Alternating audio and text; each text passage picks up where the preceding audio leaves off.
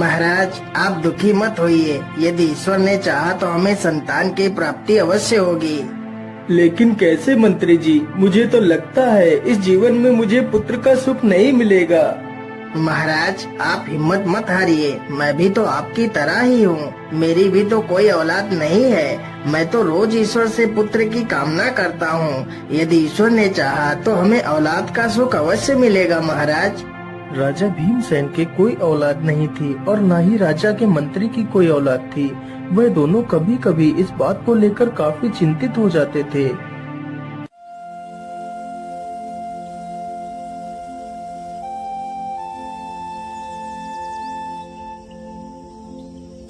महाराज आप मेरी माने तो आज हम जंगल की तरफ से घूम कर आते हैं। इसी बहाने आपकी कुछ चिंताएं कम हो जाएंगी महाराज। राजा मंत्री की बात से सहमत हो जाता है और फिर दोनों जंगल की तरफ निकल पड़ते हैं। वैसे महाराज मैं जब भी किसी विषय को लेकर चिंतित होता हूँ तो मैं इसी प्रकृति की सुंदरता को देखकर अपना हृदय शांत कर लेता हूँ।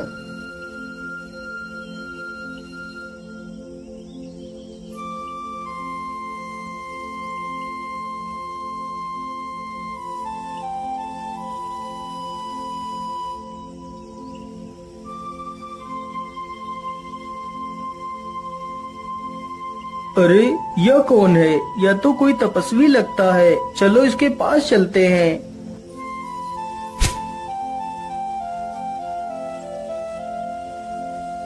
प्रणाम बाबा। तुम्हारा कल्याण हो पुत्र। बोलिए तुम कौन हो और तुम्हारा यहाँ आना कैसे हुआ? ये तपस्वी बाबा, मेरा नाम भीमसेन है और मैं इस राज्य का राजा हूँ और ये हमारे मंत्री जी हैं। बोलिए महाराज, आपका यहाँ आना कैसे हुआ? बाबा बस मेरा मन थोड़ा सा अशांत था तो हमने सोचा कहीं से घूम कर आते हैं और जंगल में घूमते घूमते हमें आप मिल गए। क्या बात है महाराज, आपको किस बात की चिंता है? आप तो एक राजा हैं और राजा को चिंता शोभा नहीं देती। साधु की यह बात सुनकर राजा तथा वह मंत्री दोनों अपनी सारी समस्या के बारे में उस साधु को बताते हैं। बस मुझे यही चिंता है बाबा, यदि मेरा कोई पुत्र नहीं होगा तो मेरे वंश को आगे कौन बढ़ाएगा? आप दोनों दुखी मत होइए। यदि ईश्वर ने चाहा तो आप दोनों को पुत्र की प्राप्ति अवश्य होगी। इतना कहकर वह साधु अपनी दिव्य शक्तियों से 2 आम के फल मंगाता है। ये लीजिए, आप दोनों एक एक फल अपनी अपनी पत्नी को खिला दीजिए और ईश्वर पर भरोसा रखिए, सब कुछ ठीक हो जाएगा।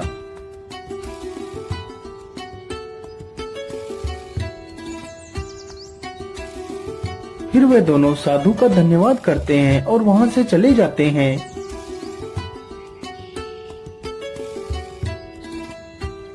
अरे महारानी जी, जल्दी से आप इस फल को खा लीजिए। यह फल हमारे जीवन में खुशियाँ भर देगा। रानी ने जल्दी से उस फल को खा लिया। उधर मंत्री की पत्नी ने भी उस फल को खा लिया। धीरे धीरे समय बीतता गया। उन दोनों के घर में एक एक पुत्र ने जन्म लिया। पूरे राज्य में जैसे मानो खुशियों का भंडार खुल गया हो। धीरे धीरे समय बीतता गया। वे दोनों बच्चे साथ में ही रहते तथा साथ में ही खाते और साथ में ही खेलते थे। उन दोनों के बीच बहुत गहरी मित्रता हो जाती है।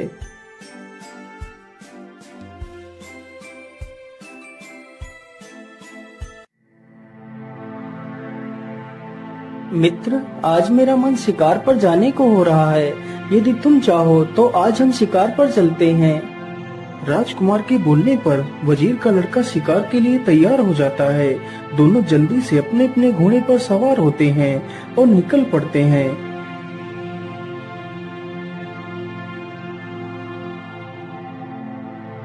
उन्हें जंगल में घूमते घूमते काफी समय गुजर जाता है, लेकिन कोई भी शिकार हाथ नहीं लगता। अरे भाई, हमें घूमते घूमते इतना समय हो गया, लेकिन कोई भी शिकार हाथ तो लगा ही नहीं। मैं तो बहुत थक गया हूँ। मैं तो अब इसी पेड़ के नीचे आराम करूँगा। तुम ऐसा करो, तुम जल्दी से जाओ और मेरे लिए पानी की व्यवस्था करो। हाँ हाँ राजकुमार, क्यों नहीं, आप यहीं विश्राम करिए, मैं अभी पानी ढूंढ कर लाता हूँ। इतना कहकर वह वजीर का लड़का पानी की तलाश में निकल पड़ता है।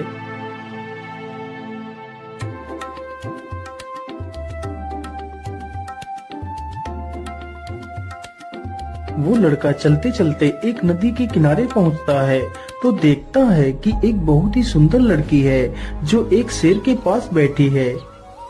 अरे इतनी सुंदर लड़की, आखिर यह लड़की कौन है? लेकिन या तो शेर को अपनी तकिया बनाकर बैठी है। इसकी सुंदरता के आगे तो बड़ी बड़ी अप्सराएं भी कुछ नहीं है।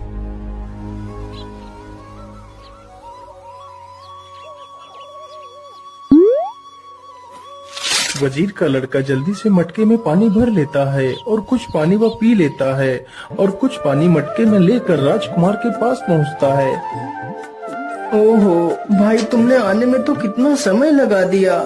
मेरी तो प्यास के मारे जान ही निकली जा रही थी।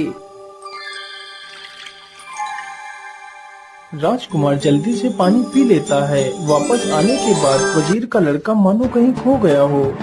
क्या बात है मित्र, तुम इतना परेशान क्यों लग रहे हो? मुझे लग रहा है तुम किसी गहरी सोच में डूबे हुए हो। फिर वह वजीर का लड़का सारी कहानी राजकुमार को बताता है। अरे भाई, मैं भी उस सुंदर लड़की को देखना चाहता हूँ। मेरा मन भी उसे देखने के लिए उत्सुक हो रहा है। चलो मुझे उसके पास ले चलो। फिर वह दोनों वापस उसी नदी के पास जाते हैं तो देखते हैं वह शेर अपना सिर उस सुंदर लड़की की गोद में रखकर सो रहा है। वाह वाह, यह तो मानो सुंदरता की देवी है। मैंने आज तक कभी भी इतनी सुंदर लड़की नहीं देखी। चलो मित्र, इसके पास चलते हैं। दोनों मित्र उस लड़की के सामने जाकर खड़े हो जाते हैं। वह लड़की कोई और नहीं बल्कि एक राजकुमारी थी। वह भी राजकुमार को देखती ही रह जाती है। उन दोनों को आपस में प्रेम हो जाता है। आप कौन हो सुंदरी, जो अपनी सुंदरता से इस स्थान को प्रकाशित कर रही हो? मैं बल्लभगढ़ की राजकुमारी हूँ। आपने मेरा परिचय तो पूछ लिया, लेकिन अभी तक अपना परिचय नहीं दिया। फिर राजकुमार अपना परिचय देता है। राजकुमारी जी, यदि आप बुरा ना माने तो क्या आप मेरे साथ घूमने के लिए चलेंगी? राजकुमार जी, मैं तुम्हारे साथ चलने के लिए तो तैयार हूँ, लेकिन यदि मैं यहाँ से जरा सा भी हिली तो यह शेर जग जाएगा और आपको खा जाएगा। राजकुमारी जी, आप चिंता ना करें, इसे मेरा मित्र संभाल लेगा। राजकुमार की आवाज सुनते ही वजीर का लड़का धीरे से शेर के सिर को राजकुमारी की गोद से हटाकर अपनी गोद में रख लेता है। फिर वे दोनों वहां से चले जाते हैं। कुछ ही देर में जब शेर की आंखें खुलती हैं, तो वह राजकुमारी को अपने पास नहीं पाता। अरे तुम कौन हो और राजकुमारी कहाँ है? मेरा नाम प्रेम सागर है। राजकुमारी तो राजकुमार के साथ चली गई। फिर वह वजीर का लड़का सारी बात उस शेर को बताता है। अच्छा, राजकुमार तुम्हारा सच्चा मित्र है? हाँ हाँ शेर भाई, वह मेरा सच्चा मित्र है। बेटा, वह तुम्हारा सच्चा मित्र नहीं है। मैंने दुनिया में ऐसे बहुत से लोग देखे हैं जो खुद को सच्चा मित्र बताते हैं, लेकिन मुसीबत पड़ते ही वह दुम दबाकर भाग जाते हैं। वही कार्य तुम्हारे मित्र ने भी किया है। तुम्हें खतरे में डालकर खुद राजकुमारी को लेकर यहाँ से भाग गया है। जो सच्चे मित्र होते हैं वह अपने मित्रों को मुसीबत से बचाते हैं, न कि उन्हें मुसीबत में डालते हैं। मैं तुम्हें एक कहानी सुनाता हूँ 3 सच्चे मित्रों की।